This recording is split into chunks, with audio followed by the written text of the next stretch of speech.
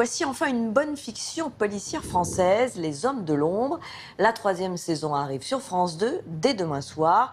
Une intrigue au plus près de la réalité. Nous sommes à 6 mois de l'élection présidentielle et un couple phare, Carole Bouquet, Bruno Volkovitch. Sarah Lasserie a rencontré la comédienne. Je pense que c'est la seule possibilité, parce que le 11 éventuellement, mais... Pardon, je vous emprunte votre président si vous voulez bien, j'en ai pas pour longtemps. Jamais tout à fait là on l'attend, Carole Bouquet reprend son rôle de première dame de France dans la série politique Les Hommes de l'ombre sur France 2. Arrête. Je n'irai pas faire la potiche pour un fasciste xénophobe, raciste et antisémite. Jamais. Tu le détestais autant que moi. Comment tu peux? Je peux pas faire autrement. Alors jouer une femme si proche du pouvoir, qu'est-ce que ça lui inspire? Je n'aime pas le pouvoir. Alors c'était assez facile pour moi de jouer cette femme qui vit mal sa vie à l'Élysée parce qu'elle voit l'homme qu'elle aime changer, parce que le pouvoir isole, le pouvoir en fout, le pouvoir change complètement les êtres. Ça m'effraie ce que le pouvoir est en train de faire de toi. On a voulu revenir avec Carole Bouquet sur Ces Hommes de l'ombre, les réalisateurs phares de sa carrière. Album photo.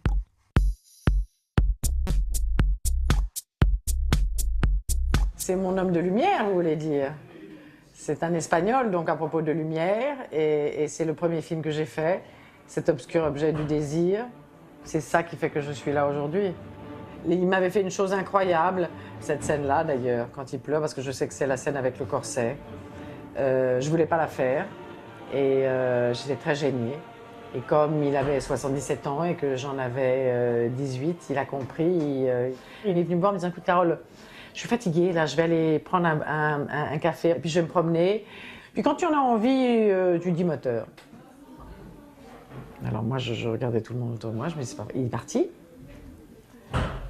Et puis j'ai attendu 5 minutes, enfin oui, 10 minutes, et puis une espèce de culpabilité horrible m'a prise, parce que tout le monde attendait que je dise moteur, tout le monde était prêt. J'ai fini par dire, moteur. Et il aurait été là, j'aurais argumenté, on l'a fait comme ça. Ça, c'est Trop belle pour toi, avec Gérard. C'est un souvenir merveilleux aussi de tournage. Et Gérard aussi, tu regardes aussi Carole, et tu manges, mais l'estomac un peu noué par le chagrin de cette femme, que tu désires déjà secrètement. Non, j'ai tort de te dire ça parce que tu vas le jouer. Et quand on travaille avec des gens comme Gérard ou oubliés à cette époque-là, ça donne de l'esprit. Hein.